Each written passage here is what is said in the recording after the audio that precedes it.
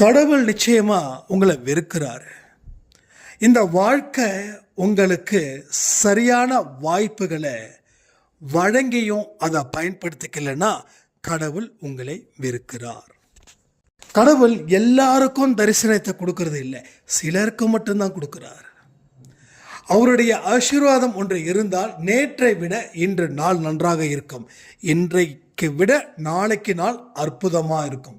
ஆனால் ஒவ்வொரு நாளும் உங்களுக்கு துன்பங்கள் தான் இருக்குது. பெட்டரான டேஸே வரல அப்படின்னா கண்டிப்பாக அவருடைய ஆசீர்வாதம் உங்களுக்கு இல்லை என்று அர்த்தம். அன்பேசாய் குடும்பத்தில் நீங்கள் எப்படி இணைச்சிக்கிட்டீங்க தெரியுமா? உங்களுடைய பூர்வ ஜென்மத்தில் உங்களோட புண்ணியத்தினாலையும் உங்கள் கடவுளுடைய ஆசீர்வாதத்தாலையும் தான் நீங்கள் இணைஞ்சிருக்கீங்க. ஸோ இணைஞ்சவங்க கண்டிப்பாக கடவுள்கிட்ட முதல்ல டோட்டலாக தன்னுடைய புத்திசாலித்தனத்தை, அறிவை எல்லாத்தையும் ஓரம் தள்ளி அவருடைய பாதத்தில் அவர்கிட்ட சரணாகதி அடைந்து தன்னை அவரிடம் ஒப்பு கொடுப்பார்கள். யாரெல்லாம் அவர்கிட்ட ஒப்பு கொடுக்கிறார்களோ அவர்களே சிறந்த தரமான மனிதர்களாக ஒரு சிறப்பான வாழ்க்கையை அவர்களால் வாழ முடியும். ஓம் சாயிரா சாயிரா, ஓம் சாயிரா சாயிரா, ஓம் சாயிரா சாயிரா, அன்பே சாயிரா, பேரன்பே சாயிரா, அகிலம் தளிக்க ஆத்மா விழிக்க அனுதினம் சாயிரா, எங்கள் அன்பே சாயிரா. ஒன்றே இறைவன், ஒன்றே பூமிக்கென்றும் சாயிரா, சரணம் சாயிரா, நன்றே செய்து வாழ்வோம், நாம் ஒன்றே செய்து வாழ்வோம், அன்பே சாயிரா.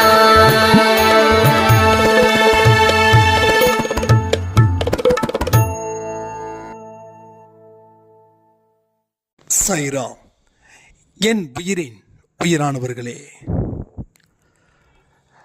திரும்ப திரும்ப நாம் செய்யக்கூடிய தவறுகளால் நம்ம வாழ்க்கையில் நமக்கு கிடைக்கக்கூடிய அத்தனை ஆசீர்வாதங்களும் வீணாக்கப்படுகிறது. ஒரு தடவை தப்பு செஞ்சால் பரவாயில்ல, திரும்ப திரும்ப ரிப்பீட்டடான தவறுகளை நீங்கள் ஏன் செய்யணும்? உங்கள் வாழ்க்கையில் சில விஷயத்தை சாயப்பா உங்களுக்குள்ள புகுத்தணும் அப்படின்னு நினைக்கிறாரு. உங்களுடைய வாழ்க்கையை உயர்த்தணும் அப்படின்னு நினைக்கிறாரு. நீங்கள் அதற்கு தயாராக இருக்கீங்களா அப்படின்றது ஒரு பெரிய கேள்வியாக இங்கே இருக்குது. ஸோ பல நாள் இருக்கக்கூடிய துன்பங்கள் தீரணும் அப்படின்னு நினைக்கும்போது அதை தீருவதற்கு உண்டான தீர்வுகளை கடவுள் உங்ககிட்ட கொடுத்துருக்காரு.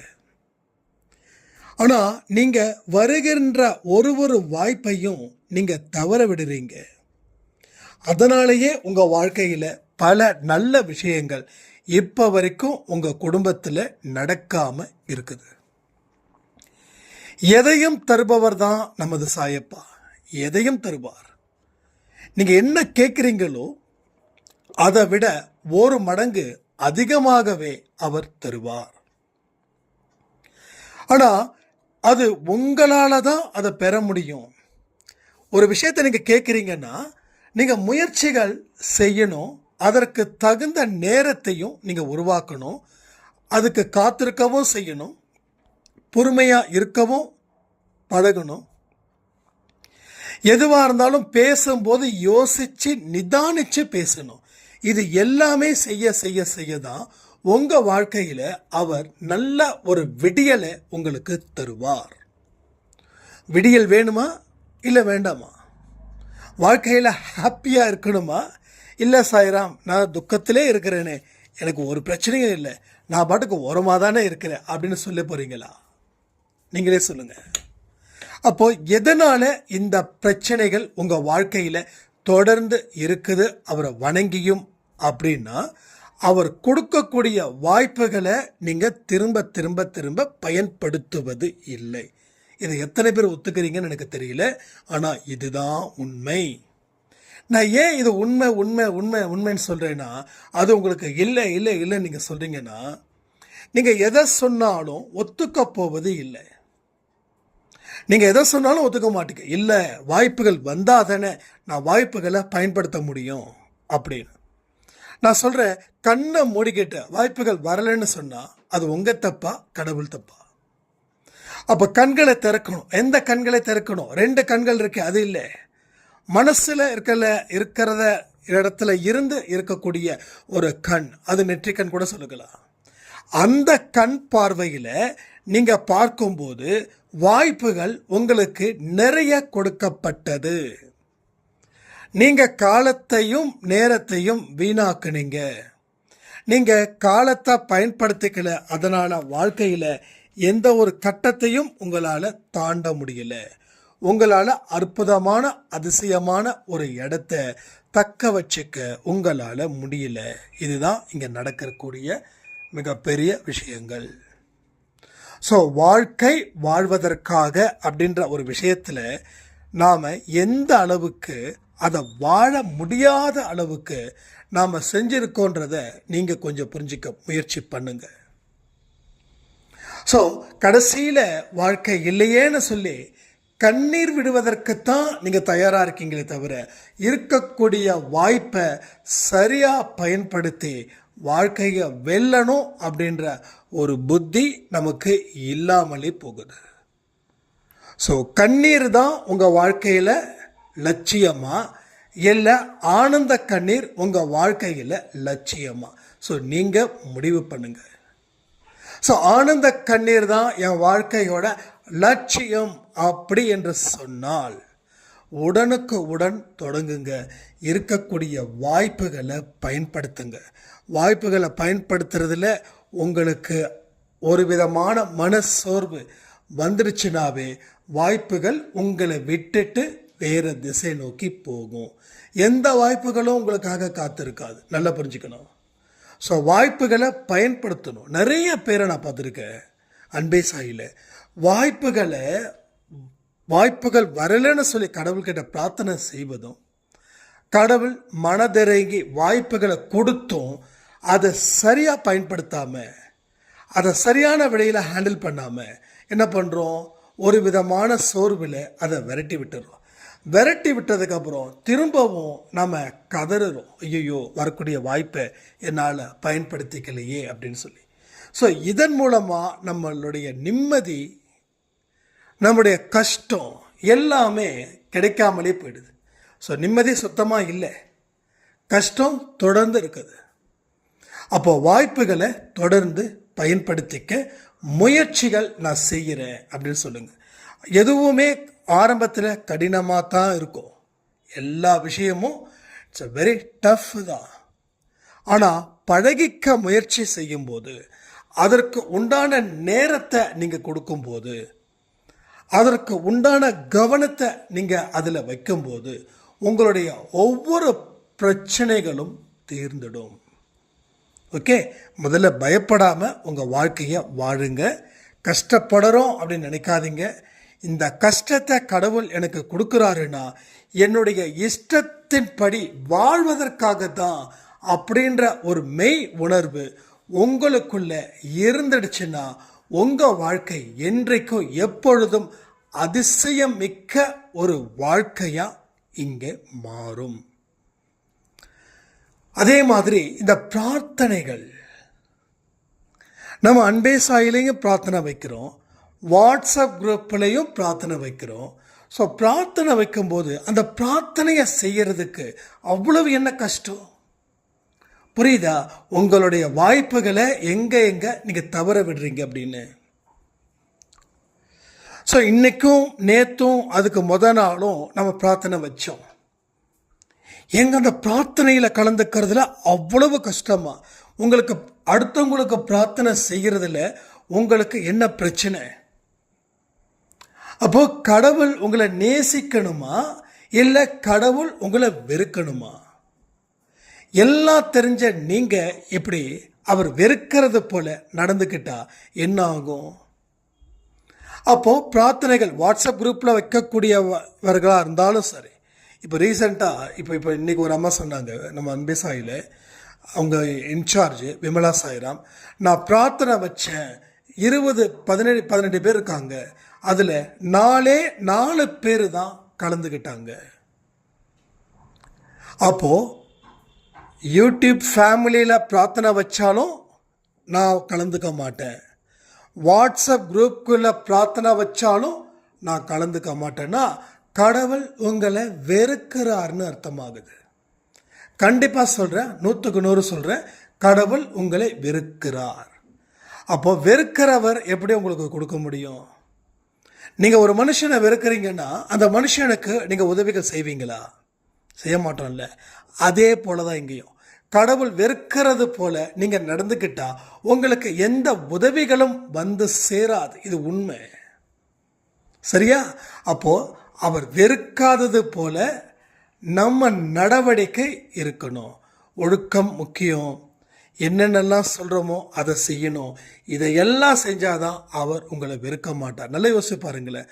ஒரு பிரார்த்தனை செய்வது அப்படின்றது உங்கள் வீட்டுக்கு முன்னாடி ஒருத்தங்க சாப்பாடு கேட்டும் கொடுக்காம நீங்களே அதை உட்கொள்வதற்கு சமம். அப்போது பசித்தவன் எவ்வளவு கஷ்டப்படுவான்.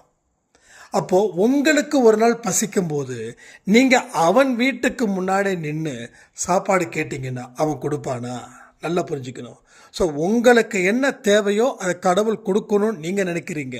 ஆனால் உங்களை சுற்றி இருக்கிறவங்களுக்கு சில கேட்கக்கூடிய உதவிகளை நீங்கள் வழங்க மறுத்தீர்கள் என்றால் உங்களுக்கு எந்த இடத்துலையும் உதவிகள் வராது. புரிஞ்சுக்கோங்க. நான் ரொம்ப எச்சரிக்கையோடு தான் எல்லா பதிவுகளும் சொல்கிறேன், சரியா?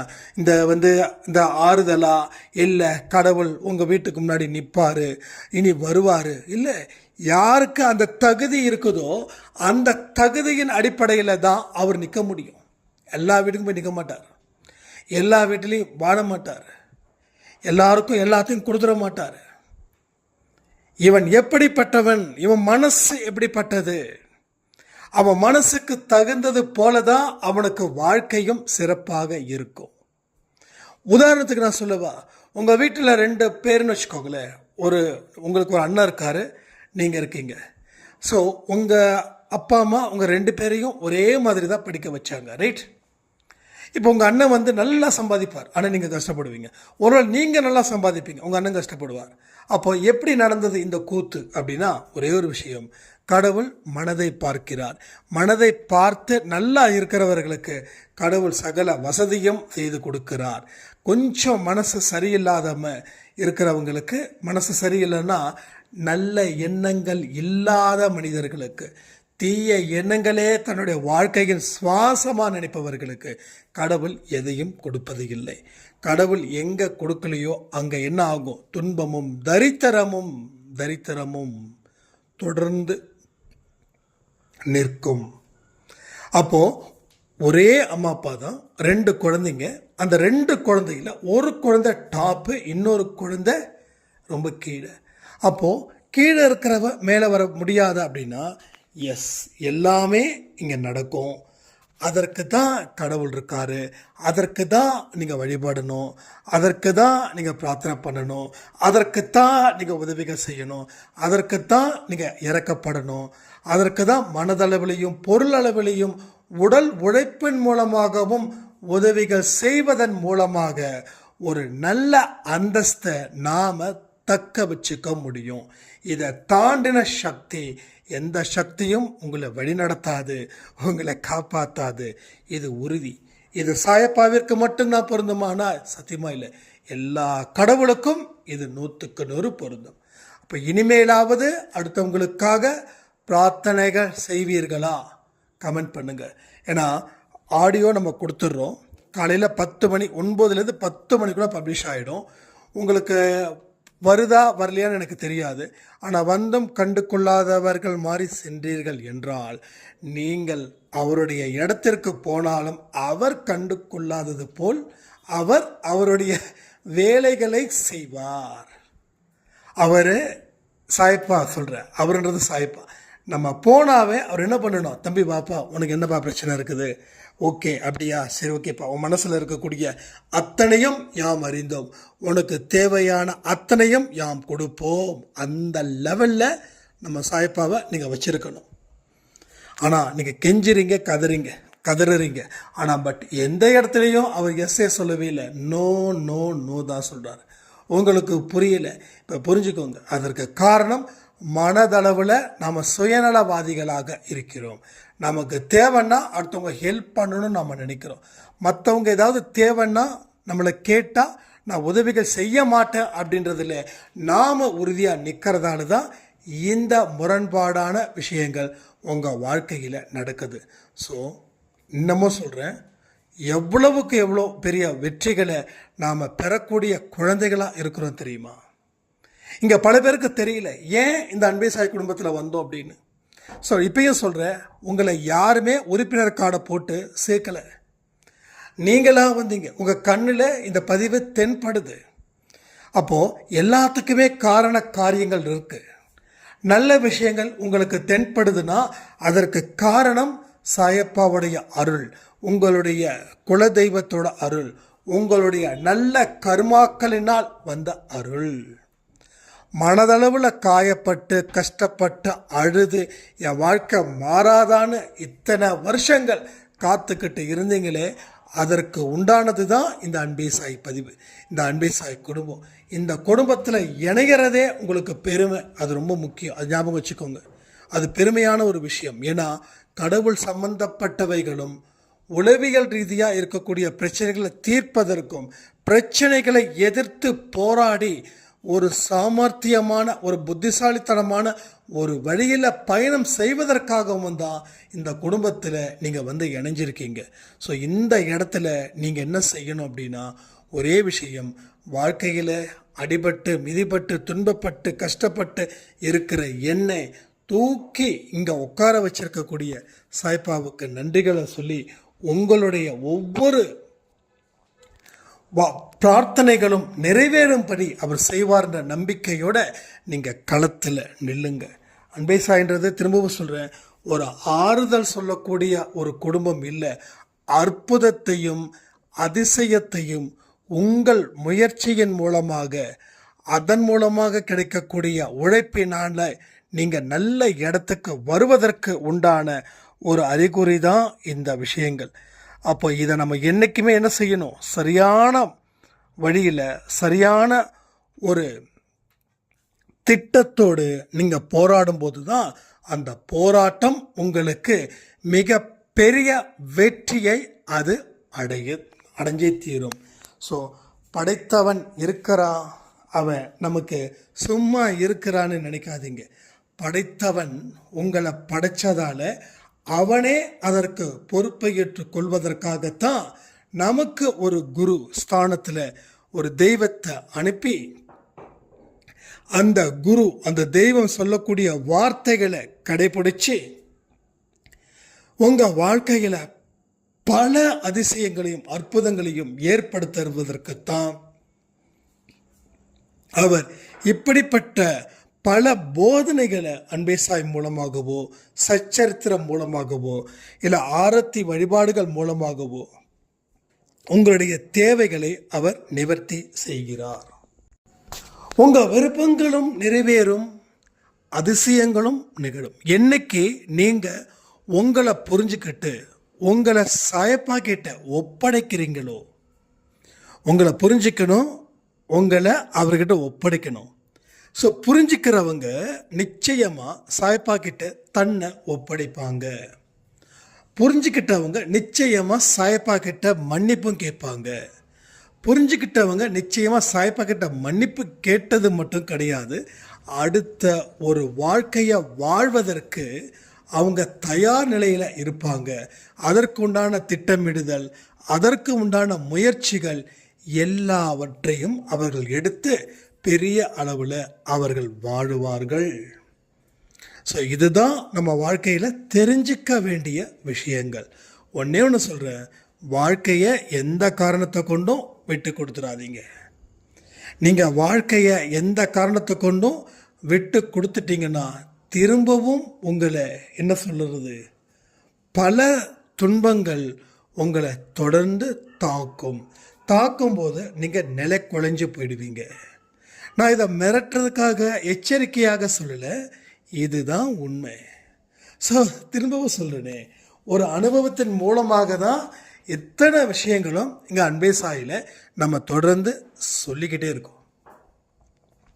அப்போ வாழ்க்கையை அலட்சியப்படுத்துறதும், வாழ்க்கையை பார்த்து பயம் இல்லாமல் இருக்கிறதும், வாழ்க்கை கொடுக்கக்கூடிய வாய்ப்புகளை தவற விடுவதும், இது தொடர்ந்து இருந்துக்கிட்டே இருந்தால் ஒரு நாள் வாழ்க்கை உங்களை புறக்கணிக்கும், வாழ்க்கை உங்களை புறம் தள்ளும், வாழ்க்கை உங்களை கழுத்தை பிடித்தும் தள்ளும். இது எல்லாமே நடக்கக்கூடிய விஷயங்கள் தான். பட் வாழ்க்கைக்கு பயப்படுங்க, ஆனால் மனுஷங்களுக்கு பயப்பட வேண்டாம், வாழ்க்கைக்கு பயப்படுங்க. அப்போ வாழ்க்கைன்றது என்ன, நீங்கள் நடந்துக்கும் விதம், உங்கள் மனதில் ஏற்பட்ட எண்ணங்கள் மூலமாக தான் உங்கள் வாழ்க்கையை வாழுறீங்க, சரியா? அப்போ அந்த எண்ணங்கள் எப்படிப்பட்டதாக இருக்குது, அது உங்களை கீழே தள்ளுதா, உங்களை அலட்சியப்படுத்துதா, இல்லை உங்களை உயர்வு நிலைக்கு கொண்டு போகுதா?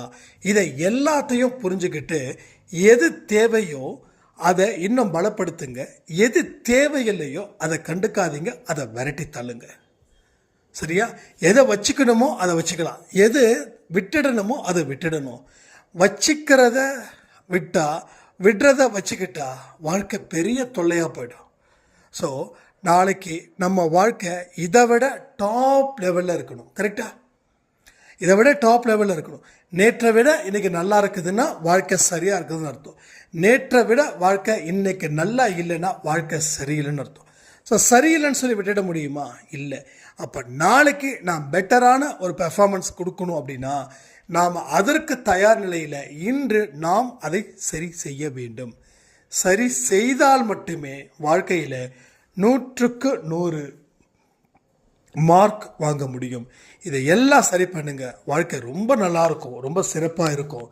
எந்த கவலைகளும் வேண்டாம், எந்த கஷ்டங்களும் வேண்டாம்.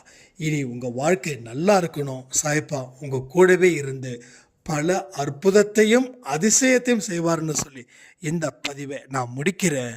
ஜெய் சாய்ராம்.